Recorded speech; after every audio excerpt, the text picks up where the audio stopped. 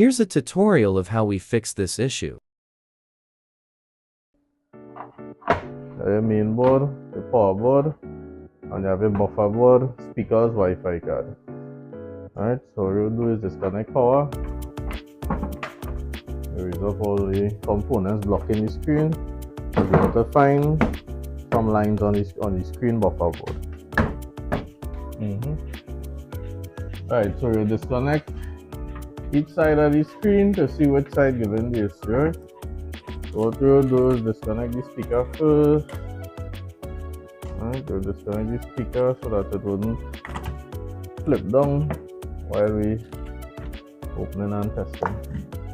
Just have to remember to put it back in. Alright.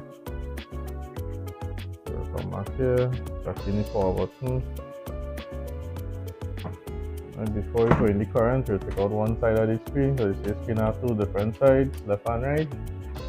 And with that, it will help us see which side is giving the issue. Right, so on.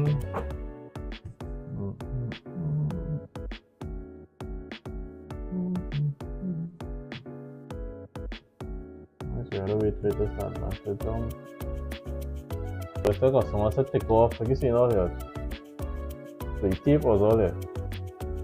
So I advise customers when they buy the TV to take off. Just like the plastic one, just take it off. Customers like to leave it on for it to look brand new. A little more time again. If it was the other way around, you would have seen it start to jump and flicker the same way it was flickering. Alright, so just to find the CKV lines on this side and lock them off. Come on here, going up. Alright, so you power off the TV. Right. This one back there.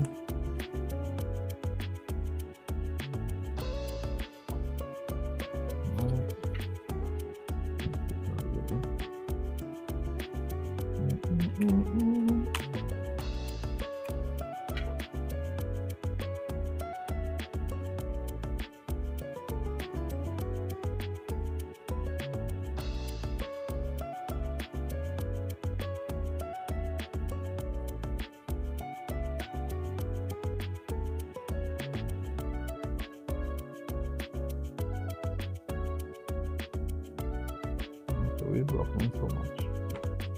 So, where is this spring here?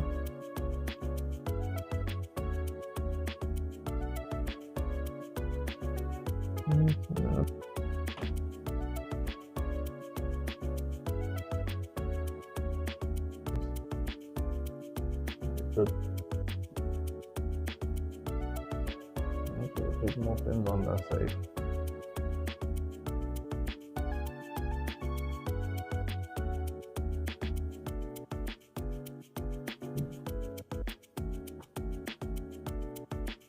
Oh, it did something.